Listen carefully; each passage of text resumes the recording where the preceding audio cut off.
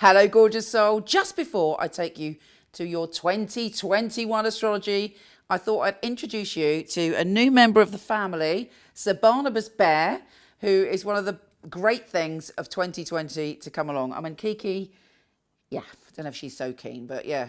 So we got 2 babies now. Anyway, here's your 2021 astrology. Yeah, baby, it's no longer 2020. And on top of that, we have some serious, magical, extraordinary energy coming in. Of course, no doubt you've heard about the grand conjunction on the 21st of December. Well, that energy is affecting all of us. It's a time of liberation. It's a time of transformation. We have Saturn in Aquarius in an air sign for the first time in a long, long time. And Saturn is saying, freedom, but with responsibility. Do the work and I'll give you a reward. We are all responsible for what happens to the world now. And Jupiter goes, if you do the work, I'm going to give you a massive reward. It has far-reaching consequences. The only kind of, well, the quite intense, challenging aspect is Saturn square Uranus this year, which is probably cause a lot of chaos at the beginning of the year from February, and will also cause a lot of financial and structural changes in the world and a power struggle as the old world order is breaking down and we're moving into a brand new world which hopefully will be more equal, egalitarian, and about freedom for all of us. It's amazing. So I'm going to walk you through some of the incredible highlights for you in 2021, and I'm not doing it in vision. I thought, as you know, we haven't traveled for a while, I thought I would deliver it to you with the wonderful visuals from my wonderful wife Kathy. It was the best thing to happen to me in 2020, getting married to my Kathy. And yeah, I hope you enjoy it. Powerful stuff. Get ready for opportunity. Here's your yearly astrology. Libra, wow, you hit the jackpot, baby. What is the treasure of 2021 for you? It's, and beyond actually, it's all about finding your bliss. You are unearthing, you are committing to, and you are seeking true happiness, whatever that means to you. Not just happiness, also your creativity is flowing like it's never flown, potentially, if you do the work. And you are experiencing heightened pleasure and emotions. Sounds good to me. That's because, of course, Saturn and Jupiter, who formed the great conjunction on the 21st of December, which is the flavour of our year and beyond, has entered your pleasure zone. I mean, yeah, we all want to be a Libran at the moment. So the treasure for you is about experiencing a whole new level, different level of happiness. Of course, Saturn is the Lord of responsibility. So it says to you, you've got to take responsibility for your happiness. You can't make excuses. You can't blame other people. You have to take charge and commit to your happiness, your creativity, and your joy. And then Jupiter goes, well, great, I'm going to reward you if you do that. And I'm going to expand pleasure for you and creativity and inspiration and potentially love and connections. It's also the area for kids. So if you have children or you want children, there is happiness to be had and healing and transformation in your relationship with your children. And they can bring you a lot of joy and you can bring them a lot of joy. What is not to love about this year? And it's not 2020. No, it's 2021 and a brand new era for you to experience bliss. I'm going to go through it now. There's quite a lot to get through, but let's start at the beginning. On January the 24th, the Sun is conjunct Saturn. So you have the confidence to commit to your happiness then. It's also on the 29th, conjunct Jupiter. So hopefully you're going to start to see the possibilities of what joy could come to you in 2021. Now, of course, if you're in an unhappy situation, if you're in a really challenging situation, you might be thinking, well, can't see that happening. But I promise you, the glimmer of possibility is there. But again, you have to be honest with yourself. If you're in a situation that's unhappy, particularly when it comes to relationships, it is time to get out. It is time to move on. It is time for you to reclaim your autonomy, to reclaim your power. Venus is drawing love towards you as well on February the 1st. And not just your intimate and romantic relationships, but as I say, everything in your life that brings you pleasure is heightened. I would say, because Jupiter's there, be careful not to overindulge, because, too much pleasure can create addictions, for instance, or overindulgence. So be careful of that. But generally, you should be feeling more optimistic and sense and feel the potential. Venus is conjunct Saturn on February the 6th. And so it's really time to get stuck in and commit to doing the work. Happiness doesn't tumble out of the sky and just hit us randomly. We have to take responsibility for how to create more happiness in our life, and that involves sometimes making changes and having the confidence to follow our bliss and to follow our dreams. Joseph Campbell, I think, coined that phrase, and he wrote a book called The Hero's Journey.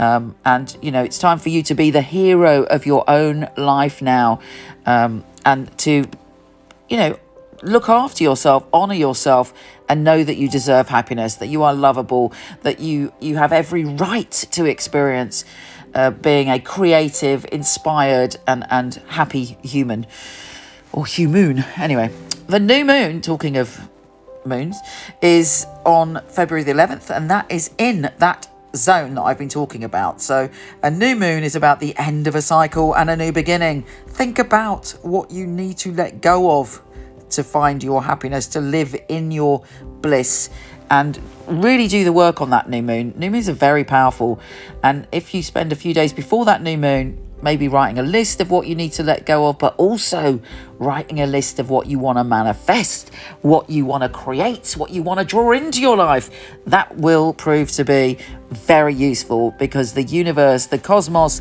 is listening to you and your desires for happiness. And then also on February the 11th, Venus is conjunct Jupiter. Such good tidings, such possibility, such optimism, such potential, so good. I'm so pleased for you. Anyway, on February 13th, retrograde Mercury and Venus conjunct. If there's an outstanding issue to do with an ex, or even patterns that you need to transform from the past, that's the time to think about it. That's the time to work on it, because also the next day retrograde and Mercury is conjunct Jupiter.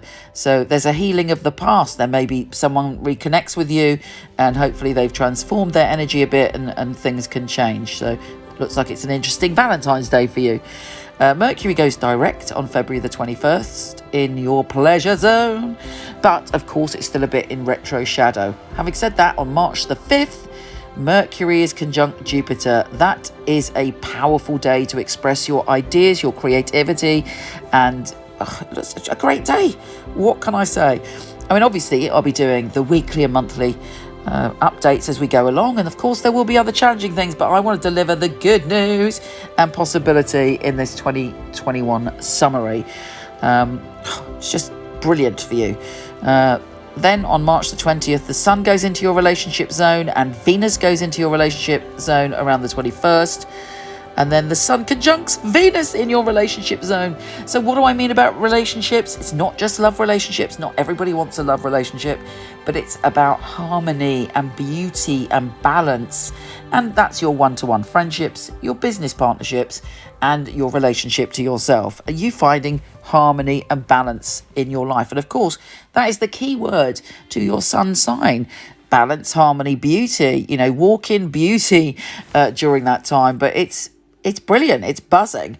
March is when it comes to you feeling confident, happy, and hopefully feeling the unconditional love of the cosmos blow through you, and also your relationships all feel more balanced. And if there is relationships around you that are unbalanced, again, whatever they are, with whoever they are, you're able to deal with it and see what you need to do. And as I say, the sun is conjunct Venus on the 26th. Wow. And then on the 28th, we have a full moon in Libra. So far, every single month has some fabulousness woven into it for you to work with. The full moon in your sign brings about a peak experience. If you're feeling great, you are uplifted even more. But it is very emotional, you know. If something is out of balance in our life, we can have an extreme reaction when there is a full moon in our sign. So bear that in mind. But, you know, if you're working towards something, that full moon can deliver it. Now, Mercury goes into your opposite sign on April the 4th. And you are, again, able to create balance in your life in all ways. On April the 12th, there's a new moon in your relationship zone and your balance zone and your harmony zone. So again, if there's anything causing disharmony or is out of balance, let it go with that new moon. Have the courage to move on and move through. Also, there's some unexpected desires, passions and primal emotions when Venus conjuncts Uranus, the exciting, visionary, intuitive planet on April the 23rd. And then time to do a bit of work from May till the 28th of July. May the 13th, Jupiter switches it up, leaves your pleasure zone and goes into your health and well-being zone. And that's a time over those months to really look after yourself and again find the balance in your health and well-being. But it offers you a miracle if you use it correctly. It says if you change small things, if you sort things out, if you commit to, you know, giving back, working, decluttering, changing habits, big rewards can come because it's Jupiter who always likes to bring us gifts. There's a total lunar eclipse on May the 26th and it's in your communication zone. Initially, you might feel, unsure about what you want to say or your ideas or who you are. You might have a bit of an identity crisis. But then something is revealed to you, something that was hidden, something you knew nothing about is revealed with that eclipse. And it's like a revelation comes. Could happen a few weeks later, but fundamentally it's, again, powerful stuff. Venus is trine Jupiter and on June the 3rd. And the phase for you within those months up until July the 28th is about work and your career and putting some love into it, putting your heart into it. And again, you get rewards for that if you do it. And also, you know, it's a slice of good fortune in that area. The new moon in Gemini and the annual solar eclipse on June the 10th. Again, solar eclipses give us an identity crisis, make us like, oh, you know, that's a bit weird. Everything goes dark for a minute and it's a pause for thought. And for you, that is about travel, adventure, learning and expansion. Again, a revelation in that area, a twist and a turn in that area. On July the 13th, we have Venus and Mars joining forces, and it's a brilliant day for you to put your ideas out into the world. You're passionate about something, whether it's a political movement, whether it's wanting to switch things up and change your web presence, whether it is to hang out with a new group of inspirational people. It's good vibes on that day. And then on July the 28th, Jupiter comes back to your pleasure zone. Yeah, baby. Venus also enters your sign on August the 16th. I mean, yeah, you're a walking bundle of love and possibility, and you're drawing the right experiences to you. Again, work with that energy. Don't be passive with astrology. Don't be passive with the energies that are around you. Use all those energies like a magic wand to help create the future that you want. Mars goes into your sign on September the 15th. Oh, and Venus is trine Jupiter. On September the 6th. Venus is the planet of love. Jupiter is the planet of good fortune. Venus is in your sign and Jupiter is in your pleasure zone. I mean, I reckon you can have a really stellar year. There's so much here. Then you get an energy burst. You're feeling very empowered when Mars and the Sun enter your sign. Mars goes in around the 15th. September the 22nd is when the Sun goes in. And you're like, right, I am driven. I'm recreating myself. September the 27th, there's big retrograde action. 6 planets are retrograde. Mercury is retrograde in your sign. You got to deal with the past. There's some stuff you have to clear up. You have to turn that crap in the past into fertilizer for how you're going to grow the new you. And on October the 6th is your very own astrological new year, as the new moon is in Libra. Now, you know, I'm always saying about new moons, they're such powerful portals to transformation. Do the work. What do you want to let go of? What is the best version of yourself that you can create and conjure in your mind to carry forward into the next phase? You can do it. You are empowered to do it. And it just, amazing. Venus, your ruler, enters Sagittarius on October the 7th, making this a very a brilliant time to communicate and to share the love in your heart with the people around you. The Sun is conjunct Mars in your sign on October the 8th, giving you supreme and heroic confidence. It just goes on and on, really. On October the 18th, Jupiter is direct in your pleasure zone, and Mercury is also going direct on the 18th. Things start to pick up if you have a bit of a blip just before that. The full moon in Aries in your opposite sign, which is your relationship zone, is bringing a peak intuitive revelation connected to your intimate partnerships. And if you're not in a relationship, not interested in a relationship, to do with your harmony, to create how what in your life is bringing you harmony and happiness, and what needs to be modified. The full moon in Taurus and a partial lunar eclipse is in your primal zone. You might have very intense feelings on November the 19th. Listen to them, because it's when our feelings rise from our unconscious. And it's important, because it's the stuff we'd rather not deal with. We bury it down, Again, dig it up, put the fork of your mind through it, and start planting positive seeds in any shadowy stuff that rises up for you. The new supermoon is creating a total solar eclipse as well in your communication zone. So yes, you're learning to communicate differently, and interesting ideas and important information is coming around that time.